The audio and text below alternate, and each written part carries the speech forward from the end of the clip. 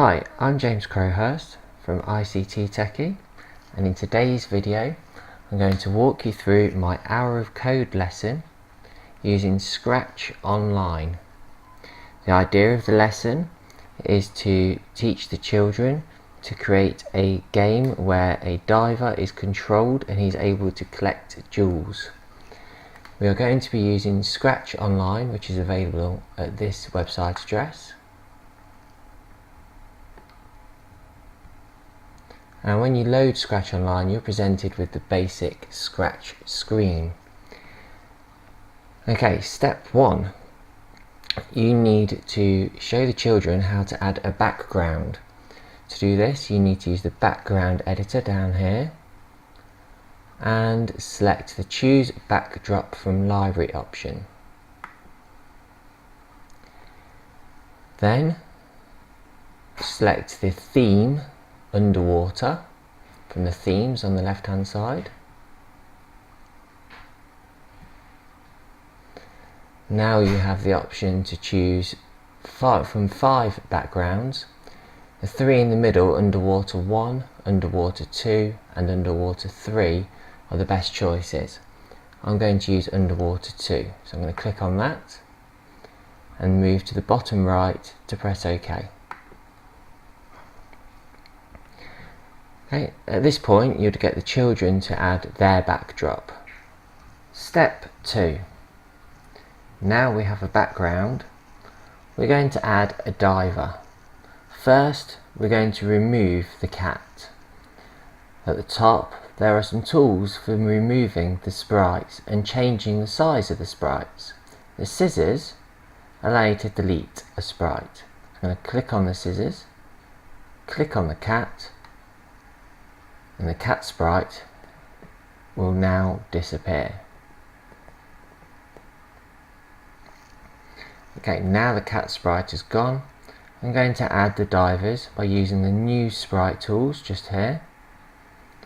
And this little picture of the person, this takes us to the new sprite from library option. So we're going to click on that. Again, as we did with the backgrounds, on the left hand side there are themes, and we're going to use the underwater theme again. When the pictures all load up, we'll find that we've got a crab, a diver, another diver with a different colour, some fish, an octopus, a shark and a starfish. It doesn't matter which diver they decide to use, but I'm going to use diver 1. So I'm going to click on that one. It should normally bring up the pictures. Here we go. Okay, so I'm going to click on diver 1 and press OK. And that will now add the diver to my program. Now get the children to do this to complete step 2. Step 3. In this step we are going to add some code to the diver to allow him to be controlled by using the arrow keys. First of all, we need to make sure the diver is clicked and is highlighted with the blue square around him. That means we are coding the diver only. Now we're going to use the sections over here and the blocks by dragging them into this area here to code the diver. We're going to go to the events section, and in here these are starting events for coding. We're going to use the when space key pressed event. I'm going to click on that, hold my mouse button down and drag it into this area here. I don't want it to work when I press my space key though. I want it to work when I press an arrow key. So I'm going to change this space key by pressing the little downy arrow and choosing right arrow. So that when I press the right arrow key on my keyboard, the diver will swim to the right. To finish it off, I'm going to go to the motion section and add a move block, and I'm also going to add a point in direction block. I'm going to put that just above the move block to make sure that the diver is pointing to the right to complete the move command. Otherwise he might move in the wrong direction. The rest of step 3 is about adding the other arrow control commands. So I'm going to go to events and add those in now. So drag the when space key across, click the down arrow, choose the left arrow for this one, back to motion, bring my pointing direction. It's worth noting on this one, I want the pointing direction to be minus 90 left, because that will make it swim in the opposite direction. Now I'm going to bring in my move 10 steps, and then I'm going to repeat this again. My when space key pressed, up arrow, motion, pointing direction, choose the up, 0 up this time, move 10 steps, and finally back to events, when space key pressed, change it to down arrow this time, back to the motion, pointing direction, and change this one to the down 180 and add in the move. At this point you let the children do this and it should complete step 3. Step 4. First, let's have a look at the diver moving around. So if I press my right arrow key, we can see he moves to the right. If I press my left arrow key, he moves to the left. However, he's moving upside down. If I press the up arrow key, he swims up, and the down arrow key makes him swim down. We're going to make a small change in this step to debug the program. This will stop the diver from swimming upside down and make it look a bit more realistic. The way Scratch works is that programs are supposed to be run by pressing the green flag to start things going. So we're going to add an event called when green flag clicked. And click and drag that in. This allows us to set everything up how we want it to for when the program starts off. So we're going to use that with the motion block, with the set rotation style block, and put that in there. In here there are 3 options for the set rotation style: left, don't rotate, and all around. We're going to choose left to right.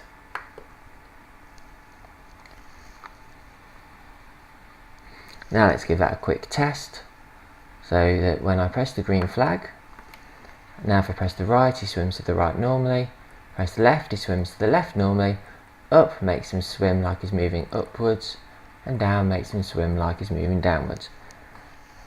At this point you get the children to complete this section of the activity, and that completes step 4.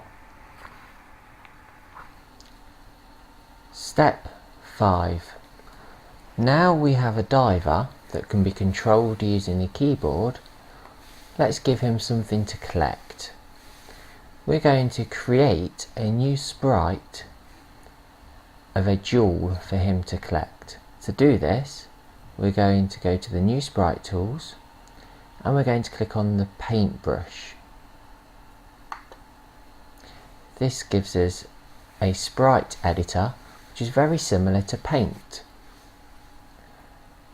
The important thing about this sprite editor is we use the crosshair as the center of our sprite. Otherwise our sprite might appear off the edge of the page later on. I'm going to use the drawing tools to quickly draw a jewel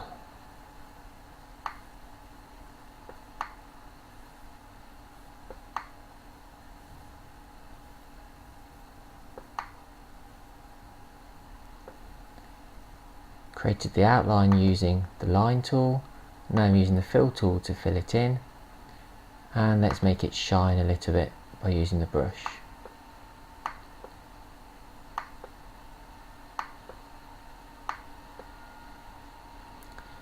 As you can see on my scene, the jewel has appeared, but it's a little bit big, so I'm going to use the shrink button at the top and click on my jewel to make it a little bit smaller.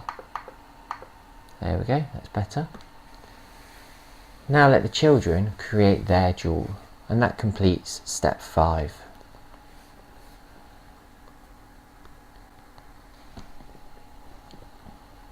Step 6. Now the diver has got a jewel to collect, let's give the jewel some code that will give the game a memory to create a score for every time the diver collects a jewel. To do this, we need to make sure that we are on the jewel by making sure the blue bar is around it, and then go to the scripts option at the top. Now we're going to go to the data blocks. Now I'm going to click make a variable. I'm going to call this variable score because it's going to keep track of the diver's score every time he touches the jewel or collects a jewel. When the game starts, we want the score to be reset to 0. So I'm going to use the set score to 0 block by dragging that in on the jewel. And I'm going to use the events when green flag clicked block above to make it happen every time the green flag is clicked.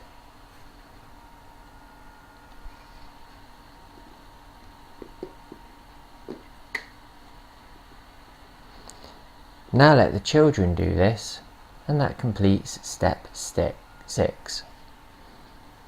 Step 7. Now the game's got a memory, let's program it so that every time the diver touches the jewel, the score increases by 1. To do this, we're going to need to use a sensing block. So I'm going to click on the sensing, and we're going to use this block here called touching. I'm going to drag that in and click on the down arrow and select diver 1 because we want it to give the score every time the jewel touches diver 1.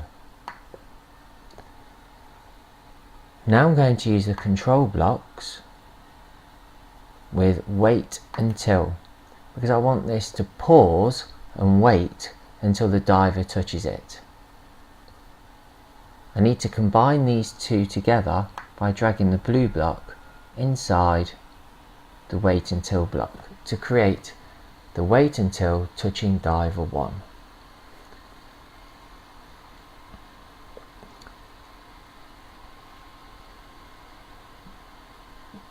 When the diver touches the jewel, we want it to increase the score by 1. So we're going to go back to the data and use change score by 1. This will add 1 on to the score every time the diver touches the jewel.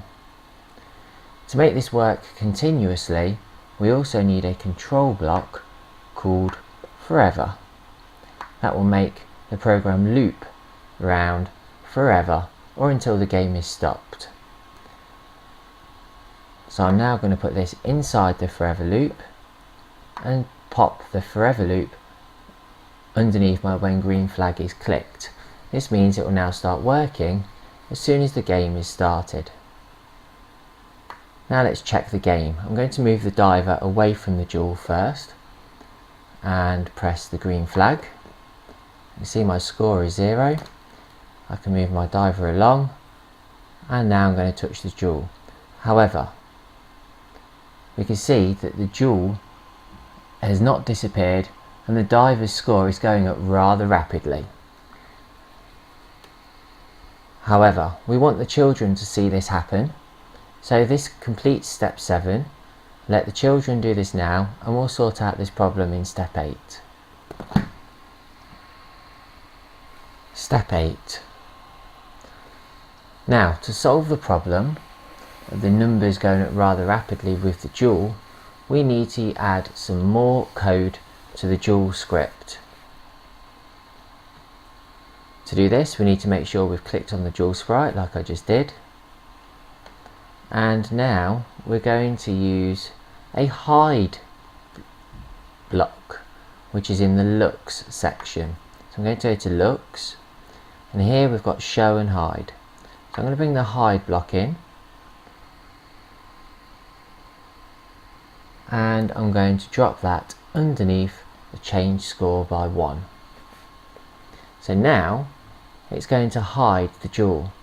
However, we still need the joule to reappear. And what would be really good is if the joule could reappear in a different position, a random position.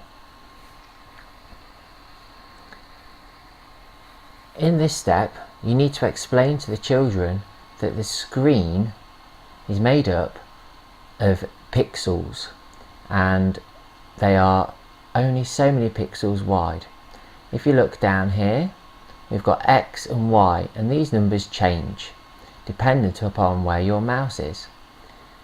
Point this out to the children and tell them that the center is 0.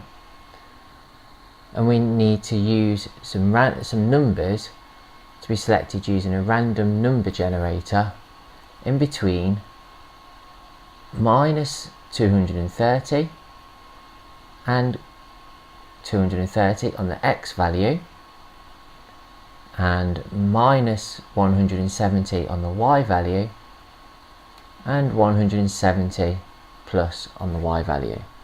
To do that, we're going to use an operators block. We're going to use this pick random tool here. If I click in there, I can type in minus 230 and then 230 in there.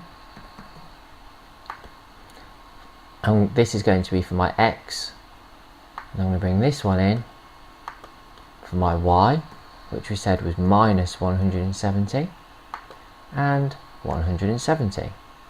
Now let's put them together using a motion block called go to X, Y. This will send the joule to a set position. If I bring that in and drop this on the X box and this one on the Y box, this will now say go to X, random number between minus 230 to 230, Y, random number of minus 170 to 170. So I'm going to drop that at the top of my forever loop above the wait until. So that will now change the position of the joule every time the forever loop runs through. The last thing I need in there is my show block in between the go to and the wait.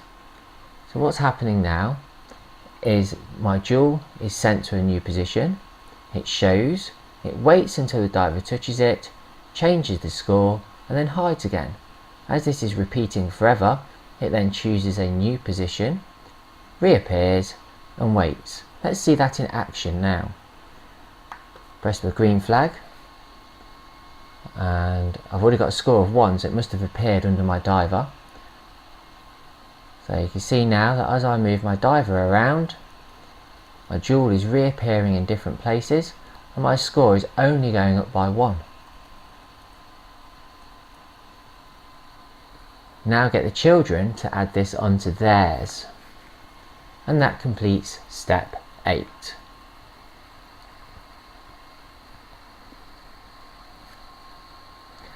At this point, if you're teaching this to lower key stage 2, like year 3 or 4, children aged 9 to 10, this will probably complete your hour of code. You have a working game where the diver collects a joule and they get a score. You can continue on through steps 9, 10, 11 and onwards for upper key stage 2 or children 10 plus, or if you wanted to go beyond your hour of code with lower key stage 2, you could carry on through step 9 and onwards. Step 9.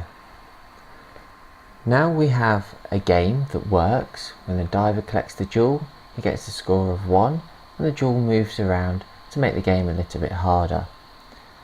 Now let's add an extra feature. We're going to add a shark. The shark should follow the diver around, and if he eats the diver, then the diver will lose 5 points from his score. We're going to program this over the next few steps. First, we need to get the shark from the sprite block. We're going to go and click on the little person again. In the theme again, we're going to go to underwater, and we're going to choose shark from on the right hand side by clicking on it and pressing OK. Now the shark's been added. Unfortunately, the shark has come onto the screen over the diver, so I'm going to drag him out of the way, as I don't want the shark eating the diver before the game even starts. Now let's give the shark a little bit of code to make it follow the diver. We're going to do that by using the motion blocks, and we're going to use a new motion block called point towards just here. I'm going to drag that in. I'm going to click on the down arrow and then get it to point towards diver 1, because that's who our player is controlling. When it's pointing towards the diver, we want it to move, so I'm going to bring the move block in. We also want it to continually do this, so I'm going to bring a control event and add the forever loop in. Put that around those. Finally, to make it work when the game starts, I'm going to use the events and when green flag is clicked to pop that on the top. So now when the green flag is clicked, the shark will point towards the diver and move 10 steps forever. Let's have a go at this to see how it works. As you can see, the shark is attacking the diver rather rapidly. That's fine, that's how we want it to work in step 9, because we want the children to see this to allow them to come up with a way to stop it from doing this in step 10. Get the children to add the shark now and change the code. Step 10. In this step, we need to fix 2 problems. First of all, we need to stop the shark from being upside down by using the motion block and the set rotation style, just like we did on the diver. Again, we're going to drop this just underneath the when green flag is clicked, and we're going to make sure it's doing left to right. Next, we need to slow the shark down. Hopefully the children will come up with an idea of how to do this, but all we need to do is change the number in the move number of steps. So we're going to take that away, and I'm going to take it down to 2 less steps. So now when I press play, see my shark is moving much slower. I can move my diver around without my shark getting me. Okay, so now I can collect the jewels, and the shark's trying to get me, but he's failing at the moment. Well, however, there, the shark is touching me, but nothing actually happens in the game. My score stays the same, and I can just move away. In step 11, we will work out how to solve this problem. I'll press the stop button to stop it from going. Let the children set the rotation style and slow the shark down. Step 11. I'm going to move the shark away from the diver again first, and now we are going to add a new block called an if block. This is going to add some code to check to see if the shark is touching the diver. If it is touching the diver, it's going to take 5 away from my score. To do this, I'm going to go to the control events, and I'm going to bring in an if then block. It's just here.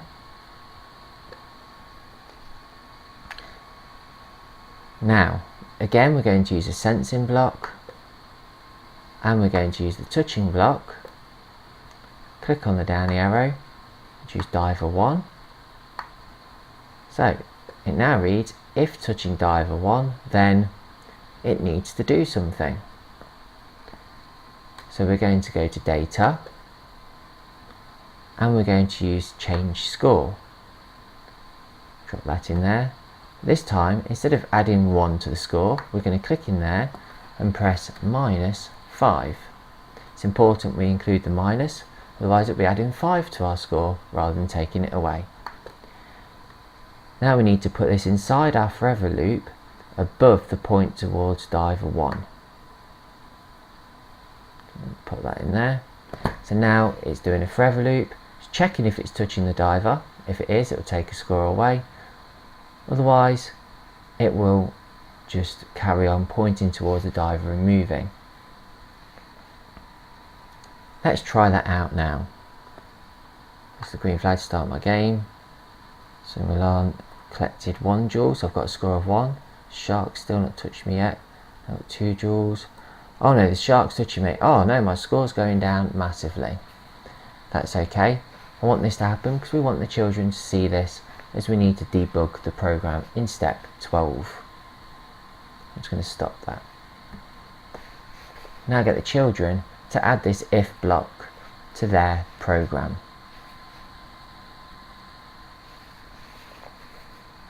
Step 12. First, I'm going to move the shark away. Now, we need to debug the program to stop the shark from taking lots away from our score whenever it touches, and also to give us a chance to escape from the shark to collect more jewels. To do this, we're going to add a looks block, and we're going to use a say hello for 2 seconds block. So I'm going to drag that in, and I'm going to drop that underneath the change score by -5. And rather than it saying hello, I'm going to click in there, delete that out. I'm going to put yum yum to make it a little bit funnier. So now the shark says yum yum and waits for 2 seconds before it can start swimming again, like it's eating a bit of the diver. Let's press play and see what happens. So now I can swim along. Oh, I might get trapped by the shark down here. Oh, managed to escape him. Let's try and get a jewel. Oh no, I got hit by him, but you can see the shark saying yum yum. He waited. My score only went down by 4, so now my score can go back up again if I collect more jewels. Okay, he's hit me again. He's saying yum yum if I've got a score of -6. Get the children to add this to their game, and if there is time, allow them to have a little bit of a challenge to see who can get the best score. This completes the hour of code for older children, age 10 plus, upper key stage 2, years 5 and 6. And if you wish to go beyond the hour of code, you could get the children to add things like a timer, a start screen, an end program, maybe adding in some power-ups that might change the shark to a funny colour or make the jewels give you 10 points. Lots of different ideas that you could do to extend this and take it beyond the hour. Remember to check out my blog where the step-by-step guide is available for this hour of code lesson, and also keep an eye out for a new scheme of work coming soon for the 2014 computing curriculum. Good luck.